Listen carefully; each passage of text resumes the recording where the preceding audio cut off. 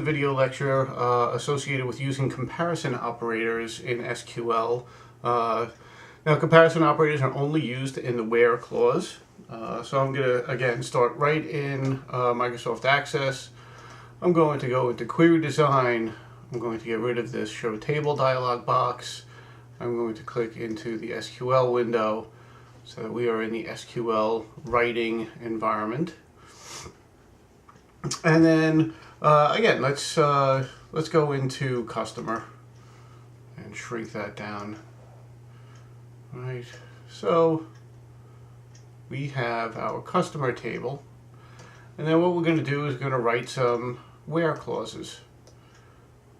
All right, so in this case, I really don't care what's being displayed. All right, so I'm going to display everything. All right, so I'm not going to get specific.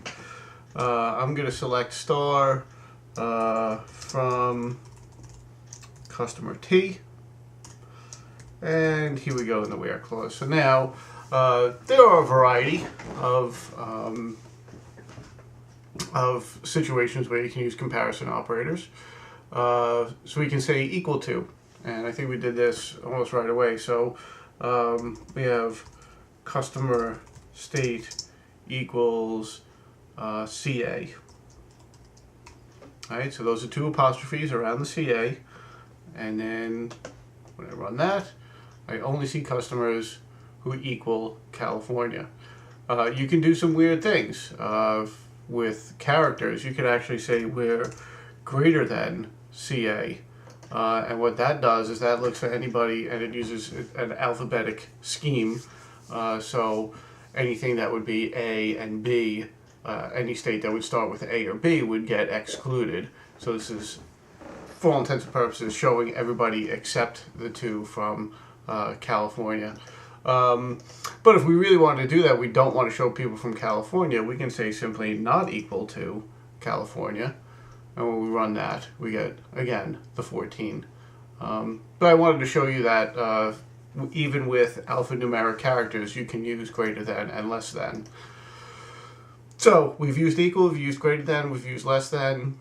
Now we want to get into numerics. So if we're going to do numerics, really the only numerics that are in this table is the customer ID. So we can say where the customer ID is greater than 5.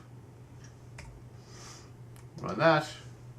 Okay, we get everybody who's greater than 5. Go back to SQL view. We can do greater than or equal to 5. That way the 5 will be included. Right? You get the idea. The only thing that's different is when we deal with dates. And I think the only table that uses dates is the order. So here's our order table with order dates. Different database management systems do this differently. I can tell you that in Microsoft Access, when you're playing with dates, you have to surround them in pound signs. That's not the same in any other database management system that I know of, but in Microsoft Access, that is the case. So here, we're going to change the where clause to be order date. And we're going to look for the order date to be greater than or equal to, and in this case we're going to use the pound sign to indicate that we're playing with a date. Because if you don't, it does the division. So you need to put the pound so it doesn't do the numeric division. So we're looking for things that are greater than or equal to 10, that's not working, 10/24/11. Now, the other good thing is that when we say that something is a date, it'll convert that into 2011. So, again, when we run that, we're looking for 10/24. Oh, I have to change the table because there obviously is no order date in the customer table.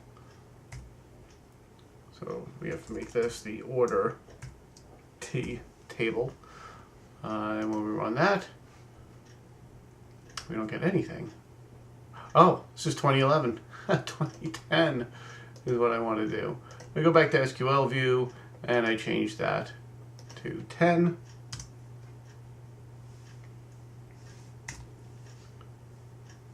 Well, nothing's working properly. There we go. Right. And then we get, so the only difference really is when using comparison operators with dates, how you specify the dates. And that concludes my video on using comparison operators in SQL.